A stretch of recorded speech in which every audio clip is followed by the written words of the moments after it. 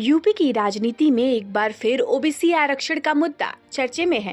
भाजपा अध्यक्ष और कैबिनेट मंत्री ओपी राजभर ने ओबीसी आरक्षण के भीतर बंटवारे की मांग को लेकर जो चिट्ठी लिखी है, उसने न केवल भाजपा बल्कि एनडीए के अन्य सहयोगी दलों को भी असहज कर दिया है।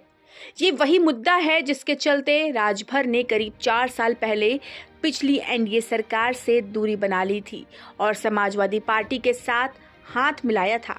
भाजपा लंबे समय से यह आरोप लगाती रही है कि पिछड़े वर्ग की हजारों जातियां आरक्षण का लाभ पाने से वंचित रह जाती हैं, जबकि कुछ जातियों को इसका अधिकांश लाभ मिल जाता है। इसी असमानता को दूर करने के लिए वह ओबीसी आरक्षण में आंतरिक बंटवारे की मांग कर रही है। राजभर का यह तर्क है कि आरक्षण का उद्देश्य तभी पूरा होगा जब उसका लाभ समान रूप से सभी पिछड़ी जातियों तक पहुंचे। हालांकि सियासी हलकों में यह कदम को दबाव की राजनीति के रूप में देखा जा रहा है। वर्ष 2027 में विधानसभा चुनाव होने वाले हैं। ऐसे में माना जा रहा है कि राजभर भाजपा पर सीट बंटवारे में बेहतर सौदेबाजी के लिए दबाव बना रहे हैं। राजनीति जानकारों का मानना है कि यह चिट्ठी दोहरी रणनीति का हिस्सा है।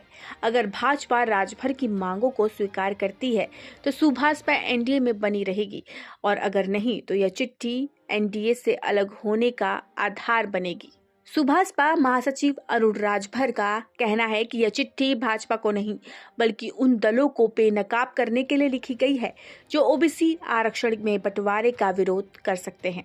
उन्होंने यह भी याद दिलाया कि केंद्र सरकार द्वारा गठित रोहिणी आयोग की कोड बीते वर्ष ही सौंपी जा चुकी है, जिसमें यह स्पष्ट कहा गया है कि 2000 से अधिक जातियां आरक्षण के समुचित लाभ से वंचित हैं। दरअसल यह पूरा विवाद न सिर्फ सामाजिक न्याय के सवाल को उठाता है बल्कि सत्ता की सियासत में संतुलन साधने का भी प्रयास प्रतीत होता है। भाजपा के लिए चुनौती यह है कि वह अपने सहयोगी दलों को साथ रखे और साथ ही ओबीसी समाज में बढ़ती असंतुष्टि को भी संभाले। राजभर की यह चिट्ठी उत्तर प्रदेश की राजनीति में आने वाले दिनों की दिशा तय कर सकती है। यह मुद्दा सामाजिक असमानता की बहस को आगे बढ़ाने का जरिया बनेगा या चुनावी रणनीति का हिस्सा, यह आने वाला वक्त बताएगा। लेकिन इतना तय है कि ओबीसी आरक्षण का यह सवाल अब फिर से यूपी की सियासत के केंद्र में आ गया है।